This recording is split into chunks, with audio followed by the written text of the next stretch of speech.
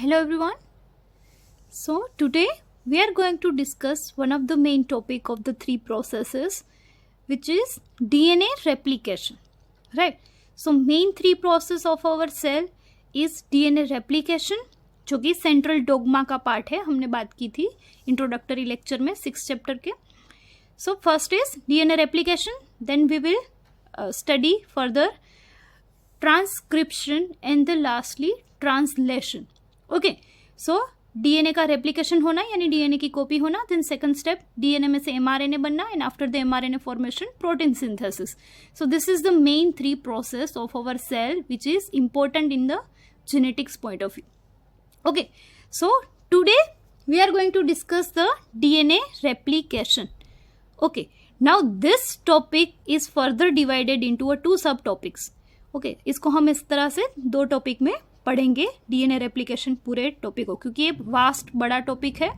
So we can not include it in a single lecture.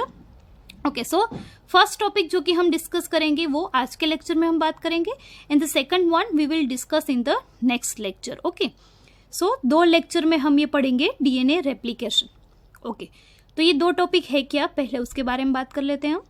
So first है जो कि हम आज पढ़ने वाले हैं, semi conservation mode of DNA replication, और it is also called Meselson and Stahl's experiment. ये दोनों साइंटिस्ट हैं, उनका नाम है. तो आज हम ये एक्सपेरिमेंट पढ़ेंगे कि डीएनए रेप्लिकेशन है वो सेमी कंजर्वेटिव मोड से होता है. ठीक है, जिसकी एक्सपेरिमेंटल प्रूव दी थी मिचेल्सन एंड स्टाल ने. उनके अपने एक्सपेरिमेंट में उन्होंने ये प्रूव किया था that yes it is occur by the semi conservation mode of replication. Okay, तो ये क्या है हम आज डिस्कस करने वाले हैं. बट दूसरा टॉपिक क्या है, the machinery and the enzymes और we can say mechanism of DNA replication. तो आज के दिन में हम आज के लेक्चर में हम पढ़ेंगे कि डीएनए रेप्लिकेशन किस तरह से होता है, यानी कौन से मोड में. ठीक है, जो कि सेमी कंजर्वेशन मोड है. और फिर नेक्स्ट लेक्चर में यानी सेकंड लेक्चर में हम पढ़ने वाले हैं कि उसमें कौन कौन सी मशीनरीज यूज होती है, लाइक कौन कौन से एंजाइम्स यूज होते हैं, किस तरह से वो ये डीएनए रेप्लिकेशन की प्रोसेस है वो आगे बढ़ाते हैं लाइकवाइज. तो ये हम मशीनरी की बात करेंगे सेकंड लेक्चर में. आज हम पढ़ेंगे किस मोड में ये डीएनए रेप्लिकेशन प्रोसेस है वो होती है. ठीक है, so let's start with some introductory part of the DNA replication, then we will see the experiment. Okay, now the DNA is capable of self duplication. As you all know, DNA है वो अपने आप ही अपनी copy कर सकता है ना. Self duplication की उसमें कैपेसिटी है वो होती है. So all living beings have the capacity to reproduce because of this characteristics of DNA. DNA है तभी एवरी ऑर्गेनिज्म है, एवरी लिविंग बींग्स है, उनमें ये कैपेसिटी होती है रिप्रोडक्शन की, है ना. जिसमें आपको पता है कि गैमेट्स होते हैं like sperm cell and egg cell, जिसकी वजह से फर्टिलाइजेशन प्रोसेस होके नई जनरेशन है वो आती है ना. So this whole characteristics is of DNA. Now this DNA replication take place in a S phase of the cell cycle. So if you remember the cell cycle chapter of standard 11th 10th chapter, तो वहाँ पे आप पढ़ चुके हो कि ये DNA replication की प्रोसेस है वो सेल कब जाके करता है. तो सेल साइकिल होती है पूरी, यानी सेल के डिफरेंट फेजेस होते हैं, है ना, उसके मैच्योरेशन के. M phase, S phase, G1 phase, G2 phase likewise. तो उसमें जो ये एस फेज होता है यानी सिंथेसिस फेज भी बोलते हैं इसको. तो यहाँ पे किसका सिंथेसिस होता है, डीएनए का. नया डीएनए बनता है तभी इसको एस फेज बोला जाता है. So DNA replication take place in a S phase of the cell cycle. Clear. तो ये पॉइंट्स हम इसलिए डिस्कस कर रहे हैं इंट्रोडक्टरी पॉइंट, क्योंकि ये एमसीक्यू के लिए इंपॉर्टेंट है. तो आपको अगर एमसीक्यू में पूछा जाए कि DNA replication take place in which phase of the cell cycle, so you need to remember the S phase. Then semi conservation mode of DNA replication was firstly proposed by the Watson and Crick, जिन्होंने DNA का double helical structure बताया था. ठीक है, तो सबसे पहले ये थियरी किसने प्रपोज की थी, वॉटसन एंड क्रिक, इन दोनों साइंटिस्ट ने. Later on it was experimentally proved by the Michelson and Stahl in 1958 in E. coli bacteria, जो कि हम अभी पढ़ेंगे experiment, and Taylor in Vicia faba, faba beans होते हैं उस पे टाइलर नाम के साइंटिस्ट ने एक्सपेरिमेंट किया था again in 1958. To prove this method Taylor used radio tracer technique in which radio isotope name tritiated thymidine यानी 1H3 were used while Michelson and Stahl used heavy isotope of nitrogen N15. ठीक है, तो radio label technique use की थी Tyler ने, जबकि ये मिचेल्सन and stall का जो हम एक्सपेरिमेंट पढ़ने वाले हैं उन्होंने कोई रेडियो आइसोटोप्स नहीं लिए थे, उन्होंने हेवी आइसोटोप लिए थे, यानी हेवी एटम लिया था नाइट्रोजन का, जो कि होता है 15N. ठीक है, now you need to remember about the isotopes. तो ये केमिस्ट्री में आप पढ़ चुके हो और आपको शायद पता ही होगा कि आइसोटोप्स क्या होते हैं.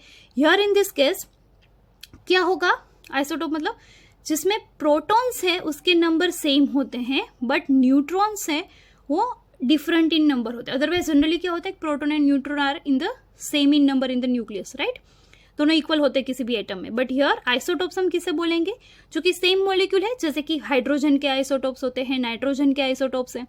तो ये सारे मॉलिक्यूल सेम ही हैं बट फिर भी अलग अलग क्यों है, so they are different on the basis of their neutron. Proton same होता है और क्या न्यूट्रॉन्स है वो डिफरेंट होते हैं. ठीक है, आइसोटोप्स में, तो ये आपको याद रखना है. तो इधर भी मिचेल्सन एंड स्टाल है, उन्होंने नाइट्रोजन का हेवी आइसोटोप है वो यूज किया है. तो इधर नाइट्रोजन दो तरह के यूज किए हैं, N14 एंड N15. 14 है जो कि नॉर्मल है, 15 है वो 14 से हेवी है आइसोटोप, जो कि यूज किया गया है in this whole experiment. They never used any radioactive isotopes, right. तो याद रखना N15 मतलब ये कोई रेडियो लेबल्ड नहीं है बल्कि सिर्फ हेवी आइसोटोप है. और हेवी क्यों, क्योंकि उनमें प्रोटॉन एंड न्यूट्रॉन्स के नंबर है वो डिफरेंट है, न्यूट्रॉन्स के नंबर डिफरेंट है. स्पेशली नाइट्रोजन दोनों में प्रोटॉन सेम ही है N14 में और N15 में, बट उनमें न्यूट्रॉन्स है वो अलग है. Clear. So now let's start with our today's topic, main topic, जो कि है Matthew Meselson and Franklin Stahl's experiment. ये क्वेश्चन आपको सीधे इसी तरह से भी पूछा जा सकता है और आपको पूछ सकते हैं कि explain the semi conservation mode of DNA replication.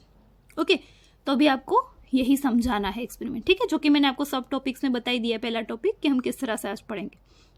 Okay, so now देखते हैं ये एक्सपेरिमेंट. और ये आपका थ्योरेटिकल पोर्शन है जो कि फुल लेंथ क्वेश्चन में भी पूछा जा सकता है, तो आपको इस तरह से ये रिमेंबर करना है. ठीक है, this is not only about the MCQ purpose but theoretical as well. In 1958, Michelson and Stahl performed this experiment, जो कि 3 steps में है.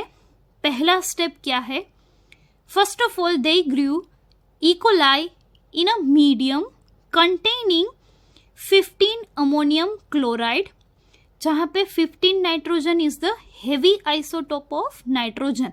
तो मैंने बता दिया आपको ये आइसोटोप क्या होते हैं. ठीक है, here it is not a radio labelled molecule but it is only different on the basis of the neutrons number. Okay, as the only nitrogen source for many generations, the result was that 15N was incorporated into a newly synthesized DNA as well as the other nitrogen containing compounds. Okay, ये दोनों points अब कहना क्या चाहते हैं. ठीक है, तो अभी आपको इस तरह से नहीं समझ में आया होगा. Let me explain.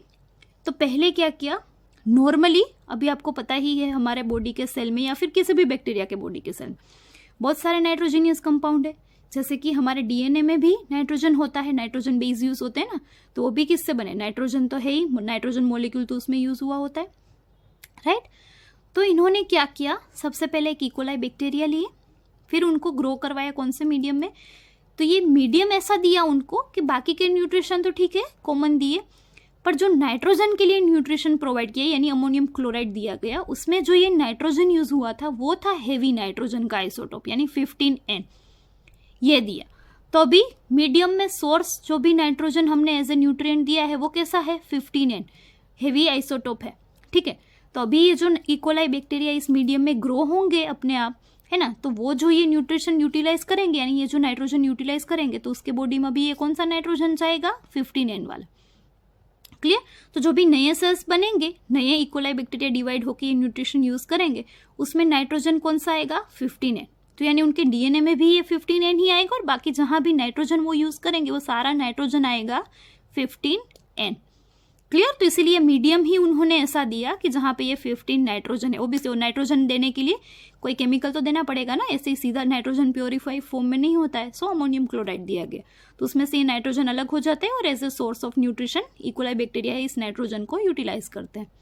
क्लियर। तो इस तरह से इकोलाई बैक्टीरिया को पहले तो ग्रो करवाया, पेट्री डिश पे मीडियम देके, बाहर से न्यूट्रिशन देके वहां पे ग्रो करवाया। तो एज ए रिजल्ट क्या हुआ, 15 nitrogen was incorporated into a newly synthesized DNA as well as other nitrogenous containing compounds. तो अभी जो भी डीएनए बनेगा इकोलाई बैक्टीरिया में और दूसरे नाइट्रोजनस कंपाउंड होंगे, उन सब में क्या आ गया, 15N आ गया। क्लियर इतना फर्स्ट पॉइंट।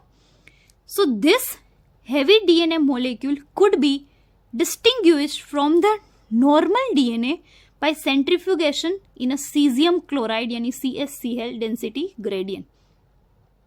अब ये लास्ट पॉइंट क्या, ये पहले दो समझ में आ गए कि सिर्फ बैक्टीरिया को ग्रो करवाया ऐसे मीडियम में जहां पे 15 नाइट्रोजन हमने दिया है।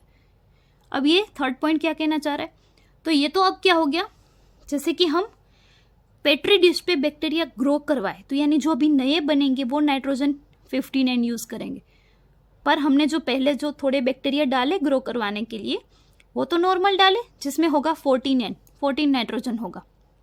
ठीक है, तो अब इन दोनों को तो अलग करना पड़ेगा क्योंकि पहले कुछ तो बैक्टीरिया हमको डालने पड़े होंगे, अब उसमें से डिवाइड होकर नए बनेंगे, तो नए बनेंगे वो ठीक है 15N वाले बनेंगे जो कि हम बनाना चाहते हैं थ्रू दिस एक्सपेरिमेंट। या तो हम कह सकते हैं कि इन दोनों साइंटिस्ट को ये चाहिए थे ऐसे, मिचेल्सन एंड स्टाल को।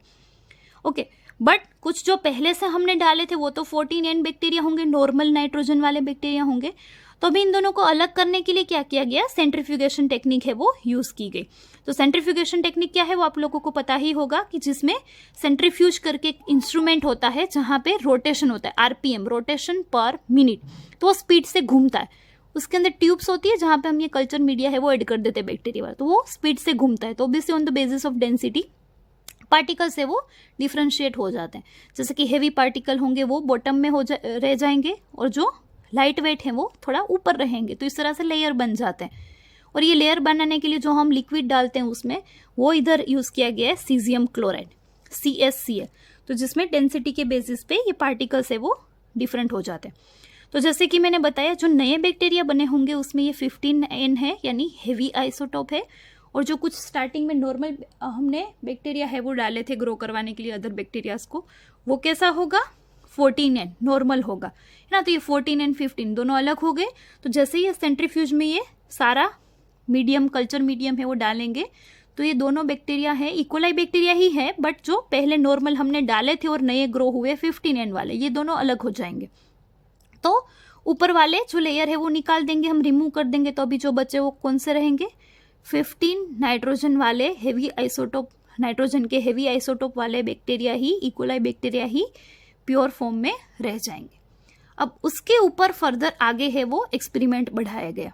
ठीक है, तो इधर एक नोट हमने लिखी जो कि मैंने ऑलरेडी आपको बता दी कि 15 nitrogen is not a radio active isotope and it can be separated from 14N only based on the density. क्योंकि नाइट्रोजन ये सेम ही है, सिर्फ उसकी हेवीनेस के बेसिस पे यानी उनके न्यूट्रॉन के बेसिस पे ये दोनों मॉलिक्यूल अलग है, 15N एंड 14N। और इन दोनों को किस तरह से हमने अलग किया, इन दोनों बैक्टीरिया को सीजियम क्लोराइड डेंसिटी ग्रेडियंट के थ्रू की सेंट्रीफ्यूगेशन प्रोसेस की उसके ऊपर, और दोनों बैक्टीरिया का लेयर है वो हमें अलग अलग मिल गया ट्यूब में। तो ऊपर के जो 14N वाले नॉर्मल बैक्टीरिया थे वो हमने रिमूव कर दिए और 15N वाले जो कि चाहिए हैं आगे एक्सपेरिमेंट बढ़ाने के लिए वो रख लिए। Clear this first point. Okay, so अब हम डायग्राम के थ्रू आगे पढ़ते हैं, फिर बाकी के 2 पॉइंट है वो मैं समझाऊंगी। 3 स्टेप में ये एक्सपेरिमेंट हुआ है। तो ये फर्स्ट स्टेप इतना है, ग्रो करवाया नॉर्मल इकोलाई बैक्टीरिया को ऐसा मीडियम देके जिस मीडियम में है नाइट्रोजन का 15N हेवी आइसोटोप वाला न्यूट्रिशन। फिर क्या किया, फिर थोड़े बैक्टीरिया ग्रो हो गए 1-2 दिन में, तो नॉर्मल जो कि हमने पहले डाले हैं ये इनिशिएट करने के लिए प्रोसेस, यानी इन दोनों साइंटिस्ट ने डाले ऑब्वियसली, वो 14N नाइट्रोजन वाले नॉर्मल बैक्टीरिया को अलग कर दिया हमने 15N वाले बैक्टीरिया से, ताकि एक्सपेरिमेंट में कोई बीच में डिस्टर्बेंस ना आए। ठीक है, तो ये नॉर्मल जो पहले डाले गए थे वो अलग भी कर दिए after this first step centrifugation technique के थ्रू सीजियम क्लोराइड यूज करके उसमें, और सिर्फ अब प्योरीफाइड फॉर्म में रह गए बैक्टीरिया ऐसे, इकोलाई बैक्टीरिया ऐसे जिसमें नाइट्रोजन है वो 15N यानी हेवी आइसोटोप है। क्लियर। नेक्स्ट हम इमेज के थ्रू समझते हैं ये प्रोसेस। ओके, सो अब ये डायग्राम है, हम उसके थ्रू समझते हैं कि एक्सपेरिमेंट है वो कैसे किया गया, राइट। सो यहाँ पे एक डीएनए आप देख सकते हो, ठीक है, जो कि रेड कलर में हमने दिखाया। अब ये कौन सा है, तो इकोलाई बैक्टीरिया को हमने जो medium 15 nitrogen heavy isotope nitrogen का देके ग्रो करवाया, ऐसे बैक्टीरिया, तो उनके अंदर डीएनए बना होगा, वो कैसा हो गया, अभी 15 नाइट्रोजन कंटेनिंग डीएनए हो गया, ठीक है। तो उसको हमने ये रेड कलर से दिखाया। अब क्या होगा आफ्टर 20 मिनट्स, अगर हम एक्सपेरिमेंट के बाद देखेंगे तो अब हम ये बात करते 20 मिनट ही क्यों, और इकोलाई बैक्टीरिया ही क्यों लिए। तो एक तो सबसे पहले इकोलाई बैक्टीरिया का जो स्ट्रक्चर है and their component of DNA है, वो मोस्टली यूजफुल होते हैं जेनेटिक एक्सपेरिमेंट के लिए। तो मोस्ट ऑफ द टाइम जब भी बैक्टीरिया यूज होते हैं वो मोस्टली होते हैं इकोलाई, इशेरेशिया कोलाई जिसे बोलते हैं, फुल फॉर्म है उसका, ओके, वही यूज होते हैं। दूसरी थिंग क्या है कि उनका ग्रोथ रेट है वो फास्ट है, यानी 20 मिनट है, ठीक है। तो यानी 20 मिनट के बाद उनकी नई जनरेशन आ जाती है, तो 20 मिनट में they are able to divide themselves. तो अभी बैक्टीरिया में तो क्या होता है कि डिवाइड मतलब क्या, उनकी नई जनरेशन आ गई है ना, क्योंकि वो सिंगल सेल बैक्टीरिया होते हैं, तो उनके एक सेल में से 2 सेल बने, इसका मतलब एक पेरेंट में से 2 नई जनरेशन आ गई, है ना, एक जनरेशन के 2 नए सेल आ गए, क्योंकि सिंगल सेल ऑर्गेनिज्म है, this are the bacterias are, right. तो इकोलाई बैक्टीरिया का डबलिंग टाइम होता है 20 मिनट, यानी 20 मिनट में उनकी नई जनरेशन है वो आ जाती है, यानी एक सेल में से 2 सेल बन जाते। Clear, that is why they took the E coli bacteria, क्योंकि जल्दी से एक्सपेरिमेंट है उसकी स्टडी हो सके बहुत ही कम टाइम में, यानी 20 मिनट में ये लोग स्टडी कर सकते हैं साइंटिस्ट की नेक्स्ट जनरेशन में किस तरह का डीएनए का इनहेरिटेंस है वो देखने को मिला, right. That is why they took the E coli bacteria and the time period is 20 minute, here we wrote, okay. So ये सिग्निफिकेंस आपको पता होना चाहिए, ये नहीं कि जो भी एक्सपेरिमेंट है वो आप सीधा ही पढ़ लो, ठीक है। क्यों लिया गया, क्यों किया गया, ये सारे आपको सिग्निफिकेंस है वो पता होने चाहिए being a science student, right. Okay, so सबसे पहला स्टेप है पता चल गया 15 नाइट्रोजन वाला डीएनए, चूंकि हमने ये मीडियम देके ग्रो करवाया, तो सारे बैक्टीरिया, और उसमें से 14N वाले तो अलग कर लिए हमने सेंट्रीफ्यूगेशन प्रोसेस करके, तो अभी प्योरीफाइड फॉर्म में रहे जो भी बैक्टीरिया वो सारे ऐसे रहे जिनमें डीएनए है वो 15N वाला है, क्लियर। यानी ये कोई एक सेल है आप मान लो। अब आफ्टर 20 मिनट्स क्या हो जाएगा, एक सेल में से कितने सेल बन जाएंगे, 2, राइट। अब नेक्स्ट टाइम क्या किया, सेकंड स्टेप में क्या किया, उन्होंने मीडियम है वो चेंज कर दिया, अभी 15N की जगह पे वहां पे वापस से नॉर्मल न्यूट्रिशन दे दिया, यानी 14N वाला, यानी 14 नाइट्रोजन लेवल का आइसोटोप जो है वो डाला और उसका मीडियम बनाया अमोनियम क्लोराइड का, जिसमें नाइट्रोजन है वो है 14N। अब दूसरी बार है वो मीडियम चेंज कर दिया, ठीक है। तो सेकंड स्टेप पहले बता देती हूँ आपको, फिर हम अगेन डायग्राम के थ्रू समझेंगे। सेकंड स्टेप है then they transferred the cells into a medium with normal 14 ammonium chloride and took samples at various definite time intervals, जैसे कि 20 minute, as the cells multiplied and extracted the DNA that remained as double stranded helix.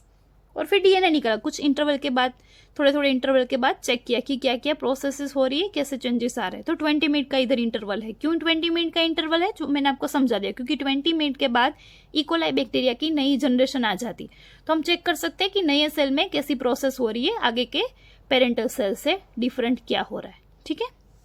And the various samples were separated independently on the CSCL gradients to measure the densities of DNA. तो same centrifugation process ही की after every interval, यानी after every 20 minutes, और कौन से CSCL caesium chloride gradients के through centrifugation process करके देखा कि क्या प्रोसेस हो रही है, ठीक है। तो ये सेकंड स्टेप में आपको मेन तो ये ध्यान रखना है कि अब मीडियम चेंज करके कैसा ले लिया है साइंटिस्ट ने, 14 नाइट्रोजन वाला, अमोनियम क्लोराइड ही है बट उसमें जो नाइट्रोजन है वो अभी 14 है, पहले कौन सा हमने लिया था 15N वाला। ये क्यों किया ये भी मैं अभी समझा रही हूं। तो अब पूरी डायग्राम समझते हैं। पहला स्टेप क्लियर है, राइट। 20 मिनट के बाद क्या हो जाएगा, 1 सेल में से 2 सेल बन जाएंगे, और अभी इधर हमने मीडियम कौन सा दिया है, 14 नाइट्रोजन वाला, ये याद रखना। तो क्या होगा, जैसे कि एक डीएनए है उसकी दोनों स्ट्रैंड है वो अलग हो जाएगी, एक स्ट्रैंड इस सेल में जाएगी, एक स्ट्रैंड इस सेल में जाएगी, ठीक है। तो ये रेड कलर की दोनों दिखाई है हमने। अब इसमें हमने मीडियम दिया है 14N, यानी अभी जो ये दोनों सेल अपने आप जो नाइट्रोजन यूज करेंगे, न्यूट्रिएंट्स जो कि हमने पेट्री डिश में दिया है, ये बैक्टीरिया यानी सेल मतलब, वो जो नाइट्रोजन लेंगे वो कौन सा होगा, हमने दिया है 14N वाला। तो अभी ये दोनों सेल्स यानी ये दोनों बैक्टीरिया जो अपना नया डीएनए यानी डीएनए की दूसरी स्ट्रैंड बनाने के लिए जो भी इंग्रेडिएंट्स यानी न्यूट्रिशन यूज करेंगे पेट्री डिश में से, उसमें जो नाइट्रोजन जाएगा वो कैसा जाएगा सेकंड टाइम, 14N वाला। तो ये दोनों सेल ने अपने आप एक एक स्ट्रैंड है वो बना ली, जिसमें दूसरी स्ट्रैंड हमने ग्रीन कलर की दिखाई जो कि इन दोनों सेल ने अपने आप बनाई है, और वो कैसी है 14N वाली, ठीक है, ग्रीन कलर की जो दिखाई। 15N कौन सी है, पेरेंटल स्ट्रैंड है, यानी आगे के सेल में से जो एक एक स्ट्रैंड आई है वो है, और ग्रीन है वो इन दोनों ने अपने आप नहीं बनाई है, ठीक है। तो नेक्स्ट जनरेशन यानी जनरेशन 1 में ये पेरेंटल सेल अगर हम मान के चले जिसमें 15N डीएनए है, तो ये कौन सी हो गई, फर्स्ट जनरेशन, जिसमें एक पेरेंटल स्ट्रैंड है जो कि 15N वाली है, दूसरी स्ट्रैंड है वो इन्होंने खुद बनाई है अपने आप जो कि 14N वाली, यानी ये कैसा हो गया, मिक्सचर हो गया, हाइब्रिड हो गया। क्लियर। अब अगेन 20 मिनट यानी टोटल कितनी होगी 40 मिनट। वापस अगर 20 मिनट के बाद हम चेक करेंगे तो ये दो सेल में सब कितने बन जाएंगे, 4, यानी अगेन दूसरी जनरेशन आ गई, क्योंकि एवरी आफ्टर 20 मिनट ये सेल्स हैं वो डिवाइड होते हैं, तो एक सेल में से 2 बने, 2 में से अगेन 20 मिनट के बाद 4 बन जाएंगे। So suppose this is the 4 different cells, जिसके हम डीएनए की ही इधर सिर्फ बात कर रहे हैं, तो हमने डीएनए ही ड्रॉ किया है। ओके, अब क्या होगा आफ्टर दिस, अब ये चारों स्ट्रैंड वापस जिसमें ऐसे हुआ अगेन ये अलग हो जाएगी, तो यानी 2 रेड एंड 2 ग्रीन हो गई, तो मान लो 2 ग्रीन एंड 2 रेड। अभी मीडियम सेम ही है, 14N वाला ही है, सिर्फ 2 बार ही मीडियम चेंज किया गया। सबसे पहली बार हमने मीडियम ऐसा लिया जिसमें 15N है, और दूसरी बार ऐसा मीडियम लिया गया जिसमें 14N है, तो ये अभी 14N वाला कंटिन्यू ही है, ठीक है। तो ये स्ट्रैंड अलग हो जाएगी, तो एक ये ग्रीन स्ट्रैंड आई इधर, नई जो भी बनेगी वो सारी ग्रीन ही बनेगी। ग्रीन मतलब क्या, 14N वाली, ठीक है। तो इसमें पेरेंटल स्ट्रैंड भी 14N वाली आई, नई बनी वो तो 14 ही बनेगी, तो यानी ये पूरा सेल है वो कैसा डीएनए है उसके पास, सिर्फ और सिर्फ 14 नाइट्रोजन वाला। क्लियर। इसमें सब एक रेड स्ट्रैंड आई, पेरेंटल स्ट्रैंड, नई बनेगी वो कैसी बनेगी, ग्रीन बनेगी, तो ये सेल है वो कैसा हो गया, हाइब्रिड हो गया, 14N प्लस 15N। अब इसके बारे में बात करें, इसकी भी रेड एंड ग्रीन दोनों स्ट्रैंड है वो 2 सेल में गई, तो मान लो इधर एक रेड स्ट्रैंड आई, यस डीएनए की, नई बनेगी वो तो ग्रीन आएगी, तो ये भी हाइब्रिड हो गया, 14N प्लस 15N। और एक ग्रीन स्ट्रैंड अलग हुई तो नई बनेगी वो तो ग्रीन ही बनेगी, यानी ये पूरा कैसा हो गया 14N। क्लियर। तो 4 सेल बने, उसमें से 2 है वो प्योरली कैसे सेल हैं जिसका डीएनए 14N वाला ही है, और 2 सेकंड जनरेशन जैसे हाइब्रिड बने जिसमें एक स्ट्रैंड है वो पेरेंटल यानी 15N वाली है, और दूसरी स्ट्रैंड जो नई बनी वो 14N वाली है, यानी ये दोनों हाइब्रिड है। तो 4 सेल बनेंगे उसमें, यानी 50% है वो प्योरली 14N नाइट्रोजन वाले डीएनए है, और 2 है यानी दूसरे 50% है वो हाइब्रिड है। क्लियर। तो इस तरह से कुछ डीएनए का फॉर्मेशन होगा टिल सेकंड जनरेशन, ठीक है। तो ये तो अभी हम बात कर रहे हैं डीएनए की, है ना, तो यानी ये तो सेल के अंदर हो रही है सारी चीजें, तो ये तो एक्सपेरिमेंटल के थ्रू अभी हमें बताया कि कुछ इस तरह से सेल के अंदर डीएनए में इस तरह से हुआ होगा, पर उन दोनों साइंटिस्ट को जब ये पहली बार एक्सपेरिमेंट परफॉर्म करे तो उन्हें कैसे देखने से पता चला, ये थोड़ी दिखता है डीएनए, है ना, तो उनको कैसे पता कि सेल के अंदर डीएनए में क्या प्रोसेस हो रही है, तो उन्होंने कैसे ये प्रूव किया कि इस तरह से ही कुछ डीएनए में चेंजेस आए होंगे। So here is the experiment. उन्होंने क्या किया है, सेंट्रीफ्यूगेशन प्रोसेस ही यूज की है इस एक्सपेरिमेंट को देखने के लिए, ठीक है। ये तो सेल के अंदर ऐसा हुआ होगा, वो हम अभी after completion of their experiment and their research work we understand that इस हिसाब से सेल के अंदर प्रोसेस हुई है, ठीक है। पर ये प्रोसेस समझने के लिए उन्होंने कैसे देखा, तो ये सेंट्रीफ्यूज ट्यूब है, ठीक है। मान लो कोई जैसे कि ग्लास ट्यूब होती है, राइट, जो कि आप एक्सपेरिमेंट में केमिस्ट्री वगैरह में भी यूज करते हो, इस तरह की सेंट्रीफ्यूज ट्यूब है, एक प्लास्टिक की होती है जो कि ग्लास की यूज नहीं होती है सेंट्रीफ्यूज में। तो मान लो ये सेंट्रीफ्यूज ट्यूब है, ठीक है।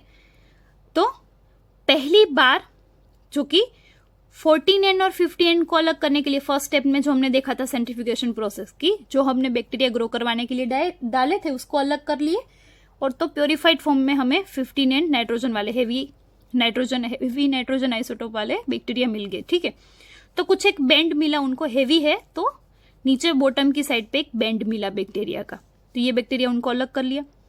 और इसके अंदर लिक्विड कौन सा डाला है, सीजियम क्लोराइड CsCl, ठीक है। तो उस पे ये बैक्टीरिया है वो अपना लेयर बना देते हैं जब ये घूमते हैं स्पीड से सेंट्रीफ्यूगेशन मशीन में, क्योंकि उसमें दो फोर्स लगते हैं, एक सेंट्रीफ्यूगल फोर्स भी लगता है और ग्रेविटेशनल फोर्स भी लगता है।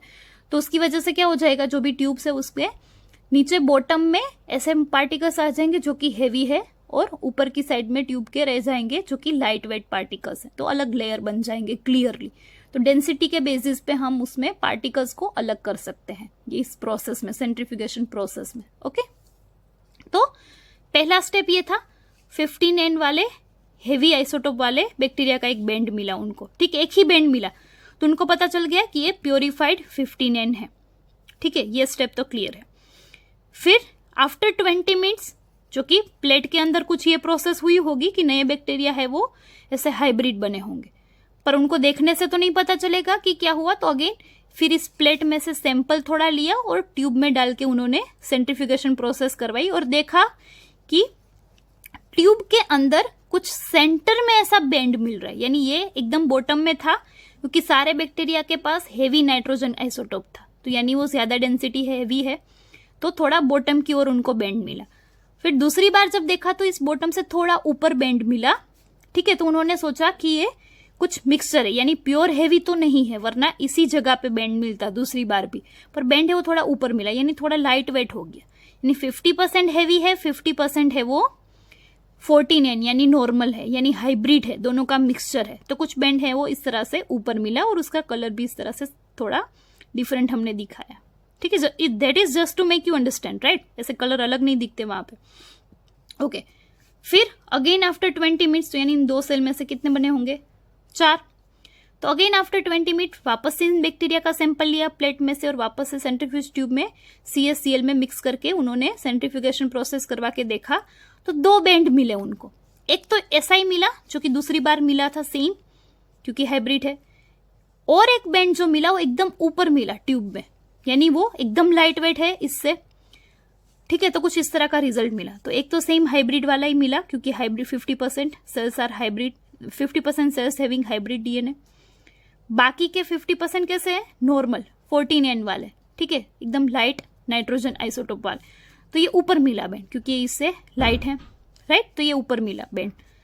तो इस बेंड के बेसिस पे उन्होंने दोनों साइंटिस्ट मिचेल्सन एंड स्टाल ने पता किया कि पहले हेवी DNA था, फिर जब उनकी 20 मिनट बाद नेक्स्ट जनरेशन देखी तो ये हाइब्रिड बन गया। इसका मतलब इसके सेल के अंदर क्या हुआ होना चाहिए, हाइब्रिड हो गया, यानी दोनों स्ट्रैंड है उसमें से एक एक पेरेंट में से आई और एक दोनों सेल ने अपने आप नई बनाई होगी, तभी तो जाके ये हाइब्रिड हुआ। क्योंकि नई बनी वो 14N वाली बनी, क्योंकि हमने न्यूट्रिशन ही 14N दिया था, तो जो भी नाइट्रोजन वो यूटिलाइज करेंगे वो 14 ही आएगा, और पेरेंट में से 15N वाली आई स्ट्रैंड, क्लियर। तो कुछ ऐसा रिजल्ट मिला, इसका मतलब ऐसा ही हुआ होगा सेल के अंदर। फिर थर्ड रिजल्ट कुछ ऐसा मिला कि 14 नाइट्रोजन मिला और हाइब्रिड वाला, ऐसे 2 बेंड मिले, जिससे पता चलता है कि सेल के अंदर DNA में कुछ इस तरह से ही प्रोसेस हुई होनी चाहिए कि अगेन वापस पेरेंटल स्ट्रैंड एक एक आई और दूसरी है वो नई बनाई ये सेल ने अपने आप।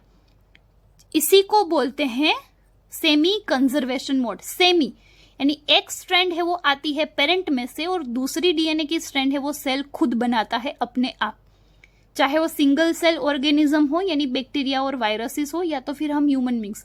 तो हमारे सेल भी सेम फिनोमिनन पे ही काम करते हैं कि एक सेल में से जो 2 सेल बनते हैं तो एक एक स्ट्रैंड है वो आगे के सेल में से आती है और दूसरी स्ट्रैंड है उसको टेम्पलेट बना के, जेरोक्स मशीन में जैसे होता है कि एक ओरिजिनल है उसकी फिर जेरोक्स होती है, फोटोकॉपी होती है, ठीक है। सेम ऐसे ही होता है कि एक पेरेंटल स्ट्रैंड होती है और दूसरी है वो सेल्स हैं वो अपने आप खुद बनाते हैं दूसरी स्ट्रैंड, ठीक है। पेरेंटल सेल में से सिर्फ एक ही स्ट्रैंड आती है DNA की, ताकि वो अच्छे से फोटोकॉपी कर पाए, उसको ध्यान में रखते हुए, क्लियर। तो ये सेंट्रीफ्यूगेशन प्रोसेस से ऐसे बेंड की वजह से इन दोनों साइंटिस्ट को पता चला कि यस DNA का सिंथेसिस है, रेप्लिकेशन है, वो सेमी कंजर्वेशन मोड के थ्रू ही होता है। और सेमी कंजर्वेशन मोड मतलब क्या, मैंने अभी आपको बताया कि एक स्ट्रैंड है वो पेरेंटल है और दूसरी है वो सेल नहीं बनाता है, ठीक है। तो इससे पहले किसी को पता नहीं था, कि सबको पता था कुछ ऐसे डीएनए है वो जेनेटिक मटेरियल, जो कि हमने आगे के एक्सपेरिमेंट में प्रूव किया, राइट, आगे के लेक्चर में हमने पढ़ लिया है ऑलरेडी। पर ये किस तरह से रेप्लिकेट होते हैं, कौन से मोड में, दोनों स्ट्रैंड है वो कोई सेल में जाती है, दोनों नहीं बनती है, किस तरह से होता है, ये किसी को एक्सपेरिमेंटली प्रूव नहीं था, किसी को पता नहीं था कि किस तरह से ये रेप्लिकेशन होता है। तो इन दोनों साइंटिस्ट ने ये चीज है वो प्रूव की by this kind of experiment, कि यस एक स्ट्रैंड है वो पेरेंट में से आती है और दूसरी नई स्ट्रैंड है वो सेल खुद अपने आप बनाता है, सारी मशीनरी यूज करके, और अगली पेरेंटल स्ट्रैंड को ध्यान में रखते हुए नई स्ट्रैंड है वो अपने आप बनाते हैं। Clear, this is called semi conservation mode of replication. Okay, और ये प्रूव किससे किया, बाय सेंट्रीफ्यूगेशन मेथड। तो ये एमसीक्यू के लिए भी सारे याद रखने। Clear, so last third point देखते हैं। दस the DNA that was extracted from the culture 1 generation after the transfer from the 15N to 14N medium, यानी ये दूसरा step, that is after 20 minutes E coli divides in 20 minute. क्यों 20 minute लिया, क्योंकि E coli divide होते हैं 20 मिनट में, यानी उसकी नेक्स्ट जनरेशन है वो 20 मिनट्स में आ जाती है। सो हैड अ हाइब्रिड और इंटरमीडिएट डेंसिटी, है ना। तो दूसरे में जब 15N में से हमने 14N में ट्रांसफर किया तो हाइब्रिड कुछ मिला उनको। And again after DNA extracted from the culture after another generation, यानी सेकंड जनरेशन में डीएनए देखा एक्सट्रैक्ट करके सेंट्रीफ्यूगेशन से, so that is after 40 minute, यानी second generation was composed of equal amount of this hybrid DNA and of light DNA। और third step में क्या मिला, हाइब्रिड डीएनए का एक बैंड मिला और एक लाइट डीएनए का बैंड मिला। क्यों, क्योंकि दोनों नई स्ट्रैंड बनी। क्लियर, तो दिस इज हाउ दे, यानी Meselson and Stahl proved that the DNA replication का मोड है वो होता है semi conservation mode. Okay, next lecture में हम पढ़ेंगे कौन कौन सी मशीनरी यूज होती है कॉपी करने में, क्योंकि इस लेक्चर में यानी इस एक्सपेरिमेंट के थ्रू हमने ये पता किया कि किस तरह से ये नई स्ट्रैंड बनती है और इसको कौन बनाता है, कैसे न्यूक्लियोटाइड जुड़ के लंबा पूरा स्ट्रैंड बनता है, ठीक है, कौन कौन से एंजाइम यूटिलाइज होते हैं, कौन कौन से प्रोटीन्स यूज्ड होते हैं। ये सारी मैकेनिज्म एंड मशीनरीज है वो हम नेक्स्ट लेक्चर में देखेंगे। आज हमने ये प्रूव किया कि कौन सा मोड होता है रेप्लिकेशन का। Clear, okay.